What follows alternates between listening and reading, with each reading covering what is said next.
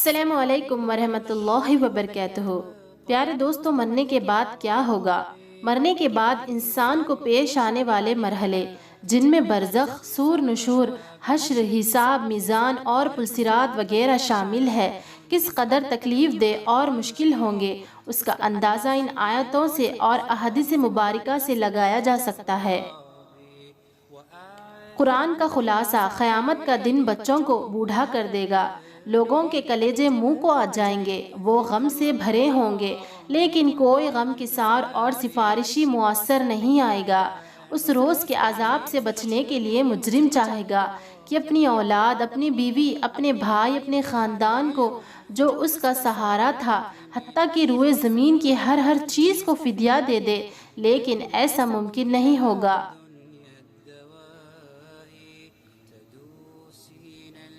اس روز ظالم افسوس اور ندامت سے اپنے ہاتھ کاٹ کر کھائے گا اور کہے گا، اے کاش میں نے رسول اللہ صلی اللہ تعالیٰ علیہ وسلم کا راستہ اپنایا ہوتا۔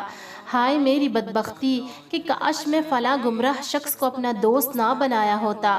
قیامت کے بارے میں آپ صلی اللہ تعالیٰ علیہ وسلم کی کچھ احادیثیں ہیں۔ انسان کی پیدائش سے لے کر موت تک جتنی بھی تکلیفیں انسان پر آتی ہے، موت کی تکلیفیں ان سب سے زیادہ ہے، اور موت کے بعد آنے والے مرحلے کی تکلیفیں موت سے بھی کئی زیادہ ہے۔ آپ صلی اللہ تعالیٰ علیہ وسلم فرماتے ہیں کہ قیامت میں لوگ اپنی قبروں سے ننگے پاؤں، ننگے بدن اور بے ختنہ اٹھائے جائیں گے۔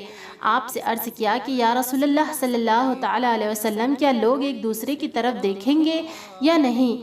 آپ صلی اللہ تعالیٰ علیہ وسلم نے فرمایا کہ اس روز کی مصیبت اتنی زیادہ ہوگی کہ کسی شخص کو کسی دوسرے کی طرف دیکھنے کا ہوش ہی نہیں ہوگا۔ میدان حشر میں جہاں لوگ ننگے پاؤں اور ننگے بدن ہوں گے، سورج 1 میل کے فاصلے پر لایا جائے گا، لوگ اپنے اپنے اعمال کے مطابق پسینے میں ڈوبے ہوئے ہوں گے، کوئی ٹخنوں تک، کوئی گھٹنوں تک، کوئی کمر تک، اور کسی کو پسینے کی منہ میں لگام آئی ہوگی۔ اللہ اکبر۔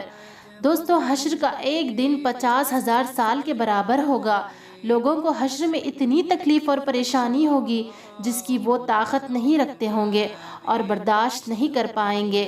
جب پلسرات جہنم پر رکھا جائے گا تو ہر طرف تاریک دھوپ ہوگی۔